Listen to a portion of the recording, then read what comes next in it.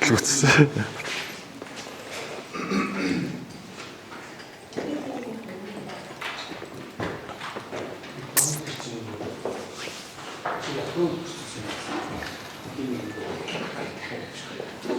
Тэнд дэгийг тэнд сандал байгаа юм шиг байна. Зүгээр. За.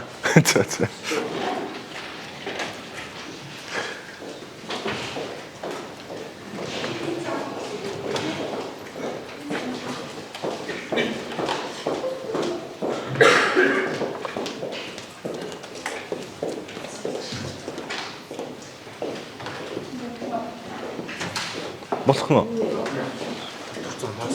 За тий. Окей. За өглөөний мэнд манайхан. Өнөөдөр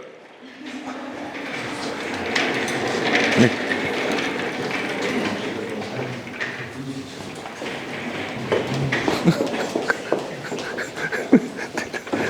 өнөөдөр хэдүүлээ нэг практик ач холбогдолтой хичээл орно. Биднээс ер нь бол би зүгээр юу гэж ойлгож байгаа гэхээр энд заавал удирдах албан тушаалтай, удирдах бус албан тушаал гэсэн хамаагүй.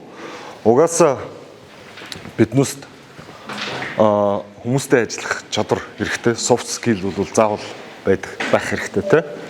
Тэгэхээр тэр soft skill-ийн хөгжүүлэхэд хүмүүс яаж хөгжүүлэх үү гэж айгүй их асуудаг те. Олон янзын хариулт байж болно. Хүний баярлаа. За баярлалаа. Энийг туршаад. За. Олон янзын хариулт байдаг. Гэхдээ өнөөдрийн байдлаар хамгийн түгээмэл одоо юу гэж санал болгож байгаа. Хамгийн түгээмлээр санал болгож байгаа арга зүй бол асуултаар удирдах арга зүй. Яагаад асуултаар удирдах нь чухал вэ гэвэл хүний үндсэн хэдүүлээд нэг түрүүн ярьсан шүү дээ. Хүний үндсэн сэтгэлгээний хэлбэр бол causal thinking гэж. Өөрөөр хэлбэл шалтгаан руу чиглэгдсэн сэтгэлгээ байдаг. Ямар нэгэн үйл явдал болохоор хүн яадаг вэ гэхээр шалтгаан нь юу байсан гэдгийг хайж эхэлдэг. Энэ бол ерөөсөө яг үндсэн хэдэн олон 100 мянган жил байтугай хэдэн одоо баг хүн бий болсноос хойш чинь юу вэ 4 сая жил гэж ярьдаг те. Би андуураг байхад 4 сая гэдэг үлээ те. Хүн өсснөөс 4 сая гэдэг баха те. Антропологч тэгж ярьдаг шүү дээ. Тэгэхээр хүн бий болсноос хойш л одоо ерөөсөө яг амьд тэсэн үлдэхэд хамгийн чухал нөлөөтэй байсан сэтгэлгээний хэлбэр бол юу байсан бэ гэхээр causal thinking байсан байхгүй. Тэгэхээр өнөөдөр хүртэл causal thinking бол үнэхээр хүний үндсэн сэтгэлгээний хэв маяг хэвээр байна. Тэгэхээр энэ шалтгааныг олохын төлөө хүн дандаа бодож идэг юм байна л да. Тэгээ эрдэмтэд тоолоод үзсэн чинь яг багцаалж үзсэн байгаа. Тэгэхээр хүний дийлэнх бодол юу гэдэг юм бэ? Асуултаар явж идэг юм байна. Бид өөрсдөө сайн анзаардгүй юм байна л да. Гэхдээ ямар нэгэн үйл явдал тохиолдох ч юм уу, сайн ч юм уу, муу ч юм уу, одоо баяр хүргэлээ гэвэл энэ яагаад надад баяр хүрэх болсон гэж хүн дандаа өөрөөсөө асуулт асууж идэг юм. Тэ? Эсвэл бол одоо жоохон таагүй үйл явдал явагдаа гэх юм бол яагаад ийм тохиолдол болсон? Хамгийн наад зах нь хүн би эртээ бас ярьжсэн зүгээр давтаад хэлэхэд өглөө босоод хүн өөрөө за би ямар хувцас өмсөх үү? Өнөөдөр хаана хоол идэх үү? Яаж ажил руугаа явах уу? Ингээл ийм мэтэр өнөөдөр миний хийх ажил юу вэ? Өчигдөр юу болсон бэлээ гэдээ дандаа асуултаар явж байдаг те. Өөрөөр хэлбэл сэтгэлгээний үндсэн хэлбэр асуулт хариултаар явж идэг юм байна. Тэгэхээр менежерийн үндсэн функц юу вэ? Менежер. Тийм л дээ. Гэхдээ яах вэ? Менежлэхийн тулд яах вэ?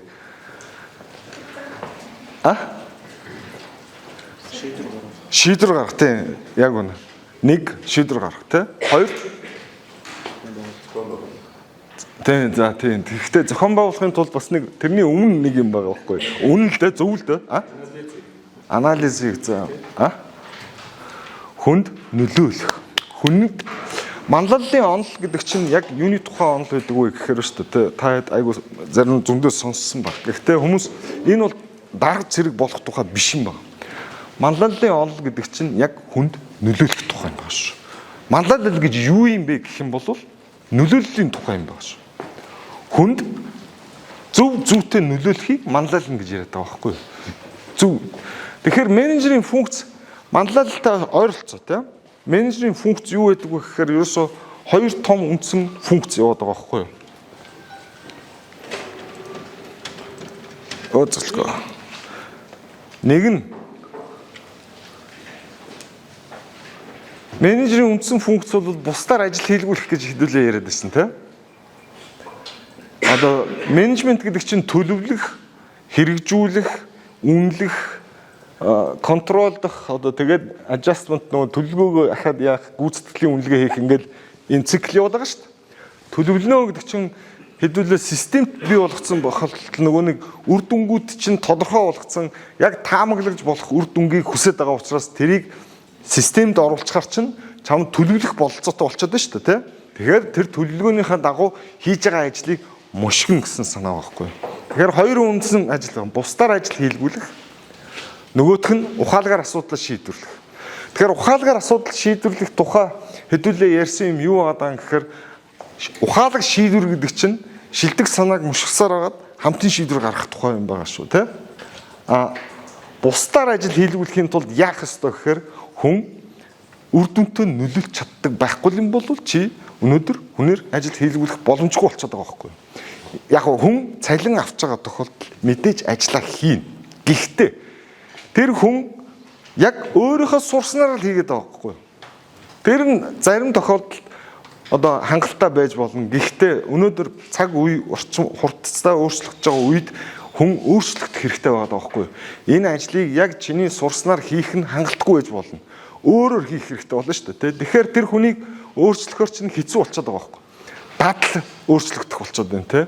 Одоо юу гэдгийг хурал хийгээд ажил хийгээд сурцсан хүн байх юм бол захирал боллоо гэх юм бол хурлал хийгээд байна. Нөгөө л хурлаа хийгээл нөгөө юу явуулдаг.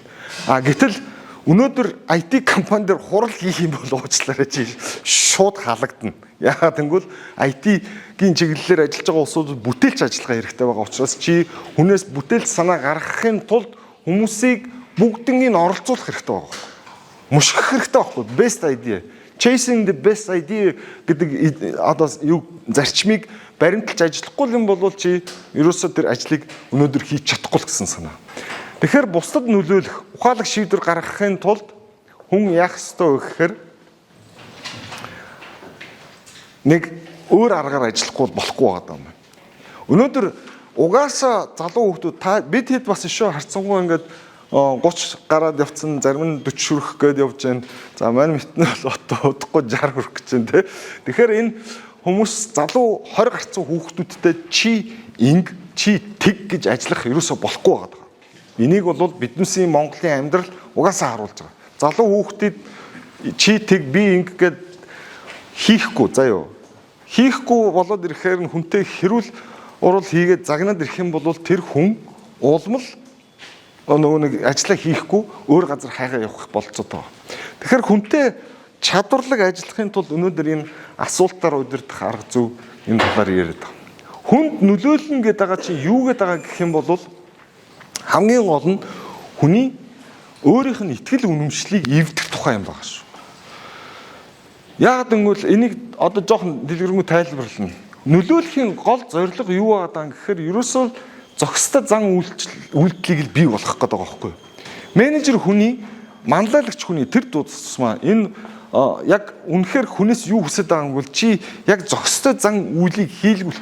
Өнөөдөр одоо юу гэдэг чи энэ ажлыг буруу хийгээд байна гэд хэрүүл хийгээд байж болно л та тий. Гэхдээ тэр нь үр дүн хүрэхгүй байгаа даа байхгүй. Нөгөө хүн чинь яагаад үр дүн хүрэхгүй байгаа юм бол хэдүүлээ зөндөө ярьсан. Дадал төрүүлж хийчихэд байдаг учраас тэр дадлыг эвдээгүй цагт тэр хүн зөв ажлыг хийж чадахгүй л гэсэн санаа байхгүй.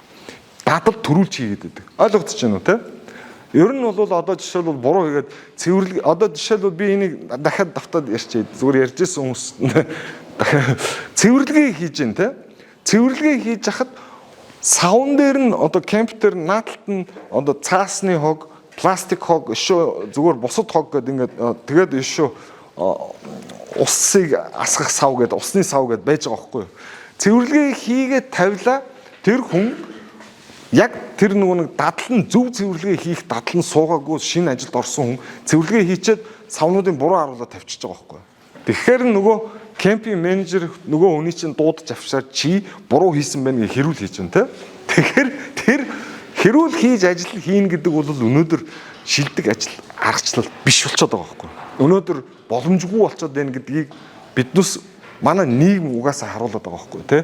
Тэгэхээр тэр хүнд нөлөөлөхийн тулд тэр хүний дадлыг эвдэхийн тулд чи энэ итгэл үнэмшлийн солиогүй цагт бол тэр хүн дадал зөв дадал руу орохгүй гэсэн санаа явуулдаг байхгүй. Тууштай дээрэс нь тэр үйлдэлийг тууштай хийх сэтлийг гаргуулахын тулд энэ итгэл үнэмшлийг өөрчлөөгүй цагт болдгоо. Хэдүүлээ итгэл үнэмшлийн талаар зөндөө ярьсан. Итгэл үнэмшлийн гол юу ач холбогдол нь юунд байгаа юм бол итгэл үнэмшил зөв гэсэн цагт хүн тэр үйлдэлийг зөв гэж хийн. Энэ итгэл үнэмшил өөрийнх нь итгэл үнэмшил нь буруу гэх юм бол тэр үйлдэлийг хийдэггүй байхгүй. Эсвэл тэнд ач холбогдол өгөхгүй бол бас хийхгүй.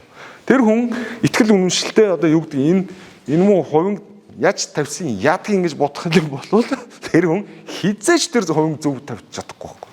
А хэрвээ энэ дотор энэ ажлыг үнэхээр ингэж хийх ёстой гэдэг итгэл үнэмшил нь зөв гэд үнэлгээ өгчих юм бол тэр ажлыг хийн гэсэн санаа. Тэгэхээр энэ бизнесийн байгууллага бол байнга л өөрчлөгдөж явах ёстой тий. Байнга өөрчлөгдөхгүй бол болохгүй. Яагаад гэвэл бизнесийн байгууллагын утга учир нь юунд байдаг вэ гэвэл өрсөлдөх чадварыг авч явах тухай байна. Өрсөлдөх чадвар гэдэг чинь юу гэсэн үг вэ гэхээр аль болохоор урт удаан настай амьдрч чадахыг хэлээд байгаа байхгүй юу? Бусдаас илүү байж чадж байгаа.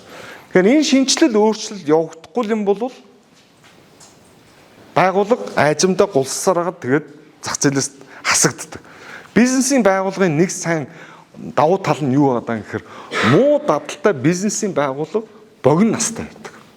Тэгээд тэр нь зах зээлээс шахагдаг гарчдаг. Энэ яагаад байгаа юм гэхээр тэр муу дадал манай нийгэмд хэрэггүй гэсэн санаа байна.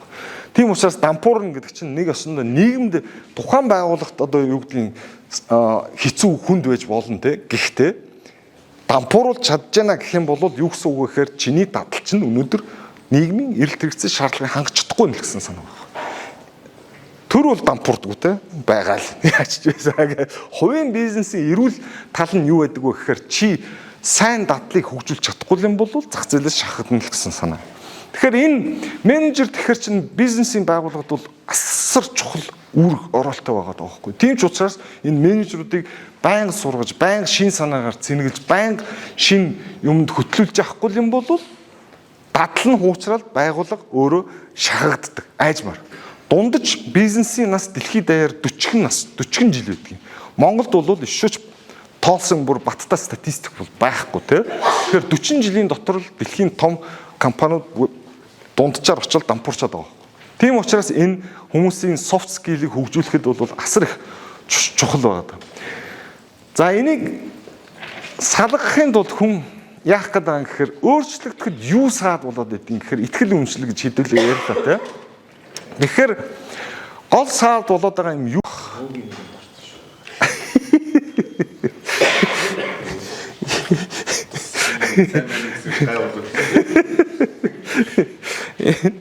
Гана энэ нэг болчихлоо.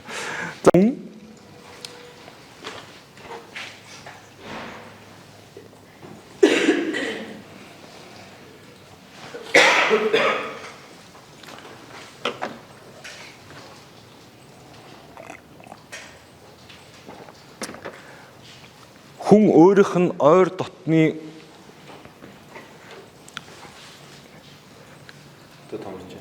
за nice.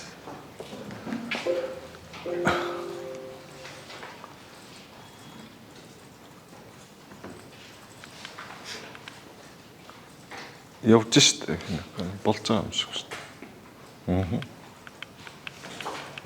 За. Хол яваагүй мэн шиггүй шүү.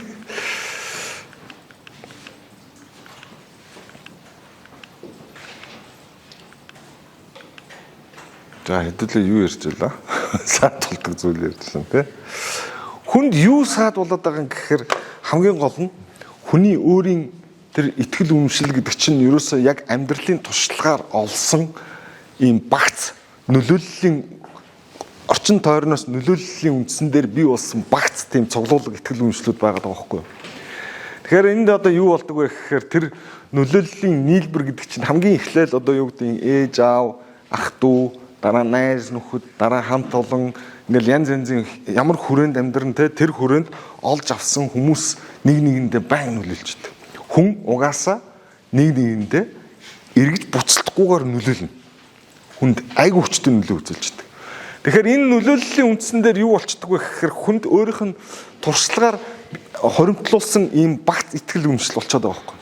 Тэгэхээр хамгийн харамсалтай нь юу байгаад байдаг вэ гэхээр хүн тэрийг төгс үнэн гэж бодож явдаг. Яагаад гэвэл хүн өөрөө байглаас тийм одоо зохион байгуулалт байхгүй. Өөртөө итгэлтэй байх юм бол хүн амжилттай хийж чадна уу? Би чадна гэсэн итгэл байх хэрэгтэй байгаа байхгүй юу? Тэгэхгүй бол чиний итгэл үнэмшил чинь би чадна байхгүй бол үйлдэл хийхгүй болчиход шүү дээ. Тэгэхээр хүний өөрийн сэтгэлгээ угаасаа тийм байхгүй. Миний мэдж байгаа юм төгс үнэн гэж боддог. Тэрийг нотлох гэж оролдож идэг те. Тэрийг confirmation bias гэдэг хэдүүлээ нөгөө шийдвэр гарах хичээл дээр ярьсан те товчхон. Хүн одоо жишээлбэл хүний нөөцийг муулж байгаа юм биш шүү. Ерөөсөө судалгаагаар тийм байдаг те. Юу гэдэг вэ гэхээр 9 минутын дотор нэг хүнийг лайк дараад тэрийг сонгочоод үлдсэн одоо 30 минутын ярилцлага явах юм бол үлдсэн 21 минутыг юу хийдэг вэ гэхээр өөрийнхөө сонгосон шийдвэрийг зөв гэдгийг нотлохыг л фактуудыг цуглуулад эхэлдэг байхгүй. Тийм ээ? Тэгэхээр энийг confirmation bias гэж байна. Шийдвэр гаргасан ч гэсэн одоо хурал дээр ч гэсэн хамаагүй хүмүүс сууж байгаад ингээд хурал шийдчихэд хурлаар нэг шийдвэр гаргачлаа шүү дээ. Тэр шийдвэр нь эргэлзээтэй байсан ч гэсэн хүн өөрөө ингээд юу гэдгийг зүтгэсээр хагаад шийдвэр гаргачих юм бол дараа нь яадаг вэ гэхээр эргэлзээ хүний зүн совин чинь угаасаа хамгийн том мэдрэмжтэй байгаа байхгүй. Эргэлзээ төрөнгөд хүн яадаг вэ гэхээр гарсан шийдвэр зөв гэсэн баримтуудыг хаагаад ингээд тэрийг нотлох гээд байна. Тэгэх юм бол энэ бол мэрэгжлийн бус гэсэн үг байхгүй. А хүн хамгийн гол нь хүнд яг өөрийнхөө мэдж байгаагаа төгс үнэн тэгээд тэрийг үнэн зөв гэж нотлох гээд байгаад чинь асуудал байгаа байхгүй. Энэ юунд хүргээд байгаа гэхээр хүн хаалттай болчдөг учраас өөрийнхөө хийхсэн үйлдэлийг би зөв хийж гэнэ гэж бодоод байгаа байхгүй. Гэтэл энэ хийж байгаа үйлдэл, хийж байгаа юм нь байгууллагын эрэлт хэрэгцээнд нийцэхгүй байх магадaltaй. Хүн тийм учраас угаасаа хүн сэтгэл зүй дээр юу гэж хэлдэг вэ гэхээр хүн мэдтгэл хийхийг л хүсэж байна. Тэ? Тэгэхээр хамгийн төвөгтэй нь юу болчиход байгаа юм гэхээр хүн өөрчлөхөд хоёр зүйл асар чухал байдаг юм байна л да. Хүний зан үйл өөрчлөхөд хоёр зүйл чухал. Нэгдүгээр сэтэл байх хэрэгтэй. Хоёрдугаар тохироо, моментум гэж яриад байгаа. Тэ? Тохироо гэдэг нь юу гэхээр хүн хичнээн сэтэлтэй байсан ч гэсэн гэхдээ тухайн өдөр одоо юу гэдгийг сэтгэл санаа нь биш ч юм уу эсвэл тухайн өдөр ямар нэгэн нөхцөл байдал бүрдээгүй бол тэр өөр үйлдэлийг зориулж хийдгүй юм байна. Тэгэхээр энэ өөр үйлдэлийг хийсэн мэдсээр үж хийдгүй хилээд байхад хийхгүй гэдэг чинь асуудал ярьж энэтэй холбоотой байгаа байхгүй. Тохироо нь бий болохгүй бол хүн үйлдэлийг хийдгүй. Хүн угаасаа л ажлыг сурснараа хийн мэддгийнхээ хүрээнд аятухтай байхыг л хичээж байна. Энэ миний мэдж байгаа зүйл энэ дотор л аз жаргалтай байхыг хүсэж байдаг. Энэ барины шилэн дотор л амьдардаг байхгүй хүн ерөөсөө. Тэгээд тэрнээсээ ингэж нөгөө Виктор Хьюгогийн хэлдэг үг чинь тэр штэ. Хүн болгон нэг юм барины шилэн дотор амьдардаг тэрнээсээ үндийч гарахыг хүсдэггүй гэдэг байгаа чинь яг энийг хэлээд байгаа байхгүй. Энэ дээрвийн том одоо юм мэддэг зохиолч нар те. Тэгэхээр энийг өнөөдөр яг тэр барины шилэн дотор яг өшөө газар тариачин одоо нэг үгдгийн 17 дугаар зууны тариачин байсан бол болох байсан баг л та нэг газартаа тэрийг хийдэг юм а хийгээл тэрүүгээр талах тариагаа хураагаал тэгэл тэрүүгээр аз жаргалтай амьдарч болох баг. Өнөөдөр хамгийн харамсалтай нь ерөөсөө ийм байдлаар ажиллах ямар ч боломжгүй болсон. Мэдээллийн хувьсгал гэдэг чинь ерөөсөө бүх юмыг асар хурдцтай өөрчлөд байгаа учраас биднээс өөрсдөө дагаад өөрчлөгдөхгүй юм бол хямрал үүсчихэд байгаа. Биднүүсийн хямралч гэсэн өнөөдөр яг адилхан байгаа хгүй. Биднүүсийн нөхцөл байдал өөрчлөгдөж байгаа учраас өөрчлөгдөж байгаа. Гэтэл биднээс нөгөө мэддгийнхаа хүрээнд хуучин арга барилаараа энд аз жаргалтай амьдарч гад үзээд байгаа байхгүй. Тэгэхээр чи болохгүй байгаа байхгүй. Тийм учраас энэ мэддгийнхаа хүрээнд аз жаргалтай амьдрна гэдэг нь юу гэсэн үг вэ гэхээр хүн яагаад тэгдэг вэ гэхээр мэддэг юма хийхэр тарих нь юу гэж бол мэдээлэл өгч яадаг вэ гэхээр би аюулгүй байна гэсэн мэдээллийг өгөөд байдаг байхгүй. Тэгэхээр тэрэндээ хууртагтаад хөтлөгдөөд мэддэг юм ал хийх гээл эдэг л санаа байдаг. Тийм учраас энийг гитлэхгүй бол ая тухтай байдлыг гитлэх хэрэгтэй болчиход байгаа байхгүй хүн тэ. Ерөөсөө хүний тарих яаж зохион байгуулагдсан байвал яг чиний ая тухтай байдлыг чил хангахын төлөө л хийцэн байдаг. Бүр яг тэгж болсон. Brain is wired to make you comfortable гэж байгаа байхгүй.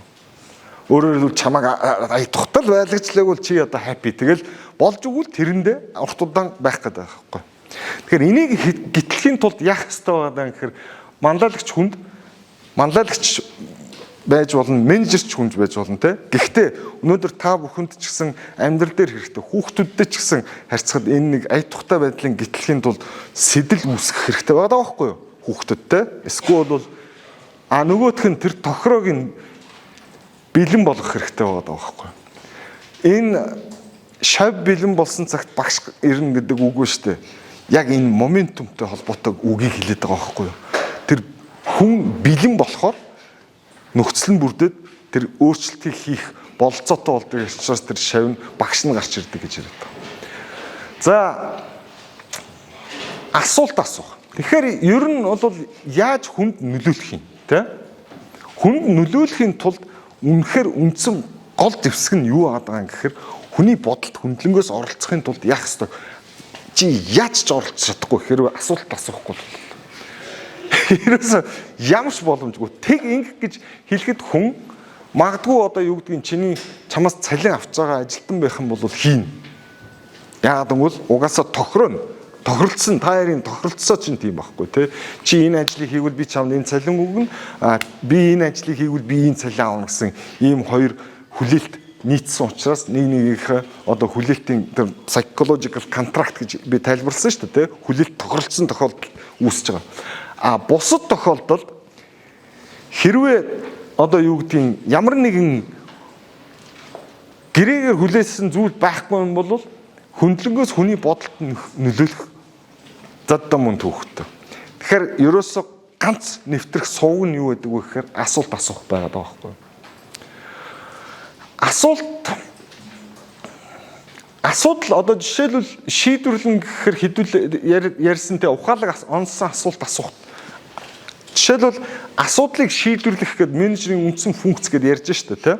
Тэгэхээр тэрийгэ чи яаж хийх юм? Яг асуулт асуухаас өөр замаар бол чи ухаалаг шийдвэрийг бол гаргаж чадахгүй байхгүй.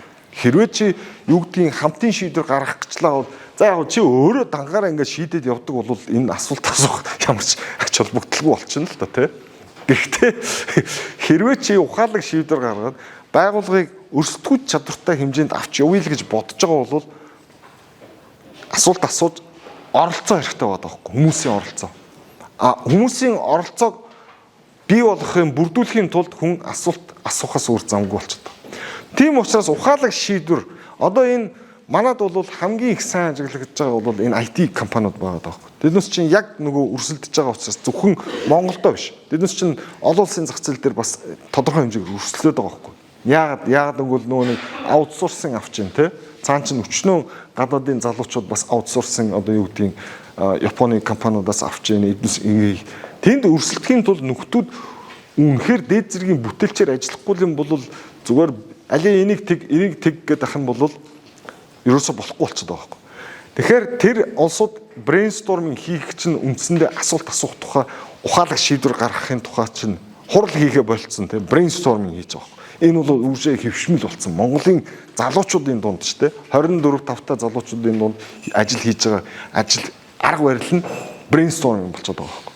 Тэгэхээр энэ ухаалаг шийдвэр гаргахын тулд онсон асуултууд асууж ижил гарах гэдэг байгаа байхгүй. Шилдэг санааг мушгин гэдэг. Асуулт асуухгүйгээр чи шилдэг санааг бодож олно гэж бол байхгүй.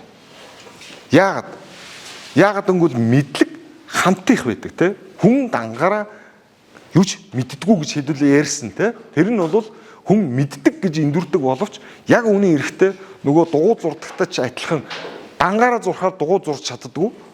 Таад ингээд хуваагаад тавьчихаар төгс зурчдаг. Яг тэрнтэй адилхан хүн мэдлэг хамтих байдаг учраас тэр шилдэг санааг мушгина гэдэг бол яг үнэхээр best idea chasing яаж гарах болцоотойг бол зөвхөн асуулт асууж иж л хөөж иж болно. Тэгэхээр өнөөдөр яг энэ яаж асуухуудын тухай би та хэд ярьж өгөх гээд онлын хэсгийг ярьж ийн л да тий. Энэ онлын хэсэг нь одоо ингэсгээд дууслаа. Тэгэхээр ерөөсөө менежментийн албан тушаалд ямар ч хамаагүй та хэд бол өнөөдөр залуусууд 10 жилийн дараа та хэд хичнээн ямар албан тушаалд очсон байхыг би хэлж мэдэхгүй шүү дээ. Тааж болох нь. Зарим нь одоо юу гэдэг нь CEO болох байх, зарим нь өөрсдийн бизнесийг байгуулах байх. Ямар нэгэн хэмжээгээр удирдах албан тушаалд тодорхой хэмжээнд очно. Тэгэхээр энэ ажлаа чадварлаг хийхин тулд танаас ганцхан зэвсэг байгаа байхгүй юу? Хүнийг хөдөлгөхийн тулд soft skill хөгжүүлэхийн тулд энэ асуултыг л асууж чаддаг л болох юм бол танаас ажиллаа хийж чадна. Асуулт асуухгүйгээр нөгөө команд эдийн засгийн одоо захиргааллын үеийн их шиг тушаал өгдөг, ингэдэг, тэгдэг бол уже байхгүй. Тэр бидэнд явах боломж ямар ч боломж байхгүй. Тийм учраас энэ чухал хичээл гэж яриад байгаа. Манлайл бол яг үнэхээр энэ нэг хүний би харамсалтай нь энэ юуг нөгөө нэг хэлсэн хүний олсонгүй. Гэхдээ дээр бичээгүй юм байна л да. Гэхдээ манлал бол яг хүнд зааварлаж тэг инг гэж ярих тухай биш байдаг. Манлал бол яг хүнд те тэр явах замын зааж өгөхөд энэ зааж өгөх чиглүүлж өгөх тухай байдаг те хүнд үйлчлэх тухай байдаг. Гэхдээ энийг хийхин тулд юу хийх ёстой вэ гэхээр зөвхөн энийг асуултаар л асууж хийж чадна гэсэн. Ерөөсөө хүнтэй за энэ хоёр шинжийг таад их сайн тогтоож аваарай. Энэ бол яг нөгөө soft skill-ийн чинь тасралтгүй одоо салшгүй нэг хэсэг ба. Хэрвээ нэг юм асуулаа урдаас чинь ингээл тайлбар тавиал тэр чинь тэгдэг байхгүй ингэдэг байхгүй гэж байгаа юм бол тээ.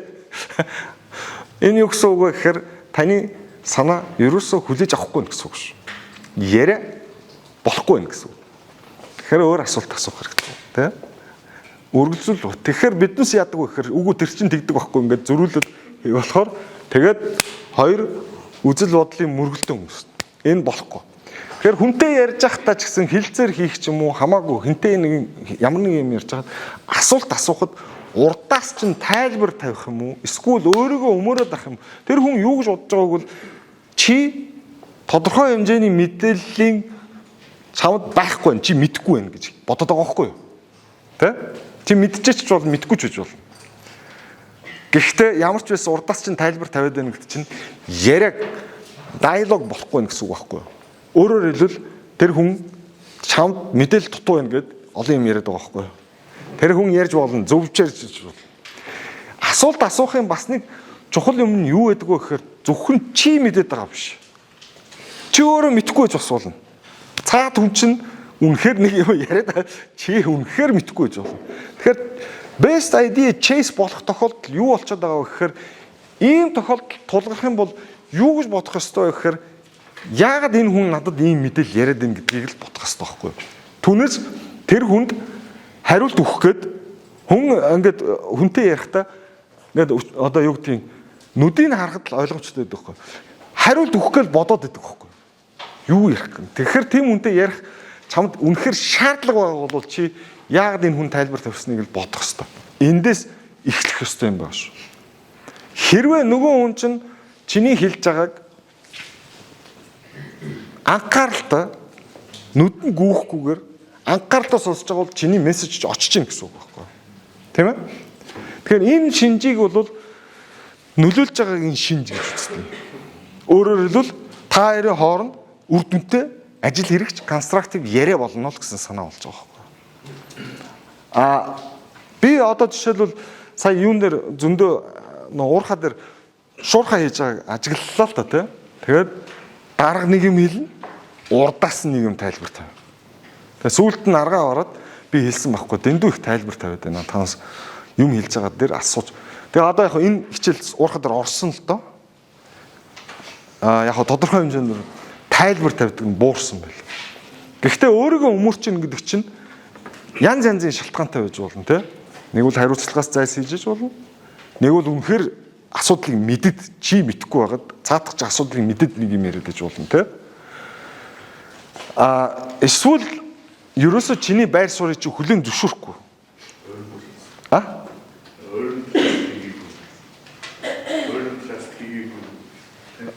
Байж байна тий. Тэгэхээр энэ шинжийг за асуулт асуух бол маш олон ач холбогдол одоо хэдэн ач холбогдлын би дурдчих. Нэгдүгээр чухал мэдээлэл олж авах нь тий. Би түрүүн хэллээ шүү дээ. Яагаад асуух нь асуулт чухал байдаг вэ гэхээр чи өөрөө дутуу мэдээлэлтэй байж болно. Чи өөрөө ингээд хатуу хүнийг тэг инг гэд мэдэмхийрээд одоо юу гэдэг нь дүгнэд ингээд байж бас болохгүй байхгүй. Чи ухаалаг шийдвэр гаргахыг л хүсэж байгаа бол чи хүнээс мэдээллийг сонсох ёстой тий. Тэгэхээр энийг сонсч чадах юм бол хүнээс асуулт асууж чадах юм бол чи тэр чухал мэдээллийг олж авна. Ихэнх тохиолдолд тэр доор ажил хийж байгаа хүн асуудлыг илүү нарийн мэддэг байхгүй юу? Ихэнх тохиолдолд. Яагаад хүний тарих угаасаа ерөнхийлдэг те. Яагаад биднес одоо юу гэдэг ярихдаа ерөнхийдөө тийм гэж ярьдаг. Айгүй анзаараад үзээрэй. Яагаад гэвэл хүний тарих нарийн деталийг компьютер шиг хүлээж авахгүй. Зохион байгуулагдаагүй. Яадаг вэ гэхээр зарчмуудын түүгээл тэрийг тогтоогоод явчихдаг. Деталуудыг хаяал явчихдаг. Тэгэхээр чи байгууллага удирдах байгаа хүний хувьд ямар шатанд очдөг вэ? Менежерийн удирдах байгаа хүн ч биш. Ер нь бол ингээл жоохон дундаж албан тушаал дээр очиод ирэхээр чи тэр олон мэдээллийн урсгалыг бүгднгийн тогтооно гэж байхгүй байхгүй. Чи өөрөө ерөнхийд нь ингээл базаал мэдээлэл явуулах гэхээс тэр нарийн деталуудыг мэдгүй. Гэтэл нарийн шийдвэр гаргах тохиолдол юу болох ёстой вэ гэхээр тэр доор ажиллаж байгаа хүн чамд нарийн мэдээллүүдийг хэлхийг хүсэж байгаа байхгүй тий? Ер нь яг хүн ямар ч хүн шудраг үнчээр ажиллаад өөрийнхөө чансаанда таарсан хэмжээний цалин аваад явах тийм happy амьдралыг л хүсдэг байхгүй юу? Хинч одоо юу гэдэг энэ байгууллагад за бүр болохгүй тийм гэмт хэрэгтэнгүүд байж болох байх та энэ байгууллагад хулгай яагаад гарах шүү гэж боддог хүн бол ер нь хэцүү хүн байдаг. Хүмүүс сайн шудраг сайн хүний дүр тоглохыг хүсэж байдаг. Тэгэхээр тэр хүмүүс ч нь шүү дээ танаас асуугаад үзээрэй чи юу хүсэж байгааг би сайн хүн болохыг хүсдэг гэж хариулдаг. Статистикаар бүр тийм. Тэгэхээр тэр хүн хэрвээ мэдээлэл хэлж байгаа бол нэг юм мэдээд хэлж байгаа байх магадлал асар өндөр болчиход байгаа байхгүй юу? Тэгэхээр чи тэрийг сонсохгүй бол чи муу мэрэгжлийн бос байна л гэсэн санаа явчиход байгаа байхгүй юу? Тэгэхээр тэр нарийн мэдээллийг олж авах чухал байдаг юм байна. Мэдээлэлтэй шийдвэр гаргах гэдэг чинь чи асууж иж гарах. Хоёр асуулт асууснаар боломжууд нэгдчихэдэг. Чи анзаараагүй боломжууд нэг. Харилцаа холбоо тогтоогдчихэдэг. Сайн илүү нөгөө юу одоо юу гэдэг илүү ихтгэлцэл бүхий харьцаа тогтоождаг тий. Ажилчид ихэнх тохиолдолд бидний ямар асуудаг биш тий. Бидний ямар нөгөө биднээсийг ямар сонсдог биш тий гэж айгүйх ярьдаг тий. Монголын байгууллагуудад. Яагаад гэвэл тэр улсуудаас асуулт асууж оролцоог нь бүрдүүлэхгүй гэсэн. Тэр байгууллага тэр хүн сэтгэл нь хөрөөл хизээний цагт явна.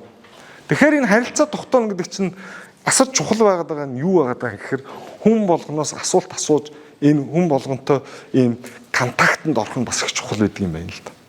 Зүгээр л ердийн юм асуухад л хүн контактанд орж идэг те. Тэгэхээр ийм нээлттэй сэтгэлгээ өгөх. Асуулт асуух нь бас нээлттэй сэтгэлгээг үүсгэж идэг. Энэ хоёр талтай юм байна шүү. Зөвхөн тэр цаад хүндээч биш те. Өөрөө бас асуулт асууснаар чи өөрөө нээлттэй болж идэг байхгүй юу? Чи өөрөө нээлттэй байх бол асар чухал. Энэ soft skill-ийн нууц чи ерөөсө тэр байх шүү дээ. Soft skill хүнтэй харилцаа одоо юу гэдгийг чадварлаг харилцаа тогтооно гэдэг чинь ингээл найз нундаа ороод дундаа гүйж тах тухай биш байхгүй юу? Энэ асуултыг асуугаал контакт үүсгээд энэ нээлттэй сэтгэлгээтэй байж чадах юм бол хүнтэй ажил хэрэг одоо юу гэдгийг нээлттэй харилцаж чадна гэсэн үг болоо. Дээрэс нь энэ даруй зан үүснэ.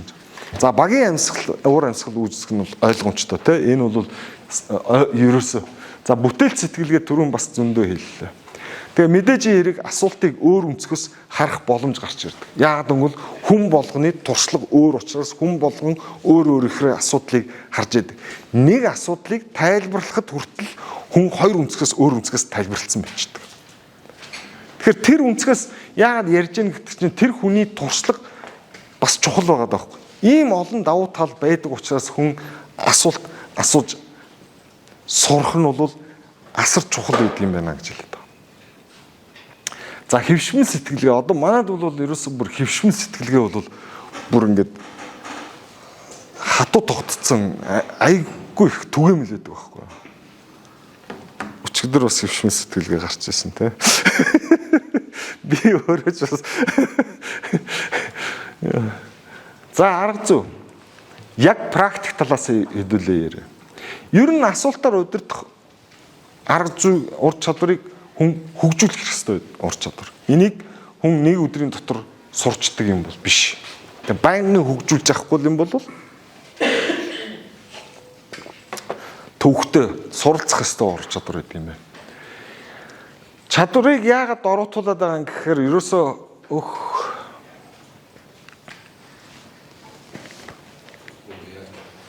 чадварыг ерөөсөө 3 юмд ороотуулаад байгаа. Өөрийн байр суурийг хамгаалах яриад байгаа юм тийм. Яг гэвэл хүн confirmation bias амар хатуу үйлчилж байгаа. Би яг мэдчихээн гэж боддог. Одоо жишээлбэл тоглоомгүй миний амьдрал дээр ч гэсэн тийм зөндөө гарч ирсэн байхгүй. Намайг оюутан багтал одоо маркетингийн чиглэлээр ингээд юу гэдгийг зааж исэн хичээлүүд төгс үний юм шиг санагдчихсэн бол өнөөдөр тэднес ч бүгд архив болсон. Энд л хэрэггүй онл болчиход байгаа байхгүй юу. Тэгэхээр миний тэр үед мэдчихсэн юм одоо юу ингээд тэрүүгээр ярихад бол IT-ийн залуучуудтай ярихад бол шууд хоцрогдсон мэдрэгддэг байхгүй юу.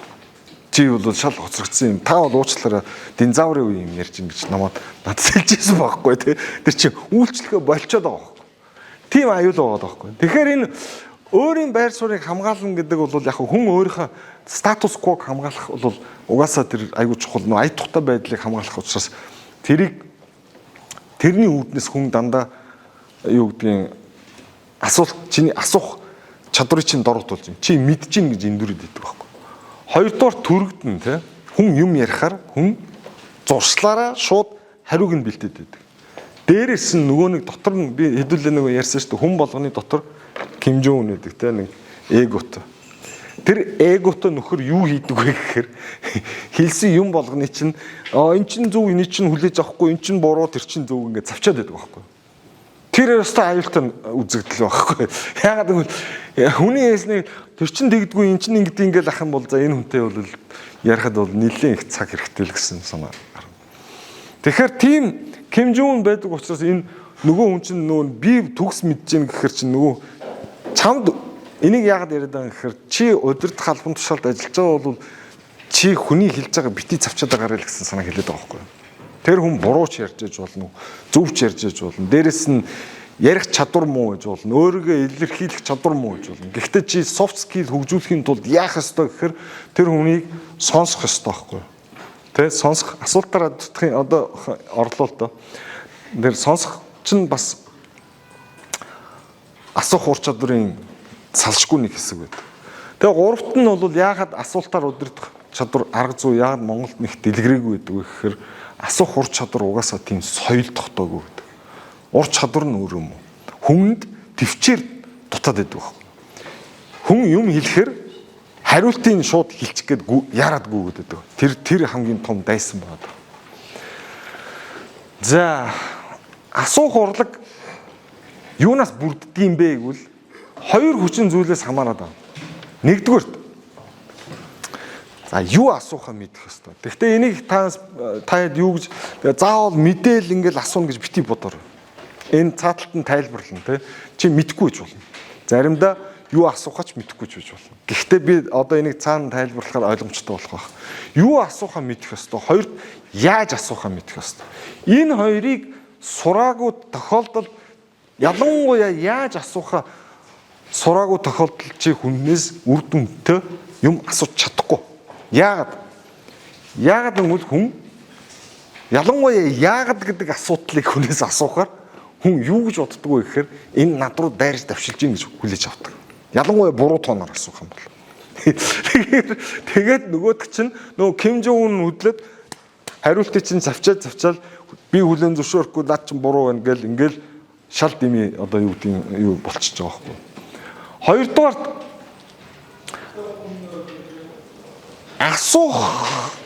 асуухын чинь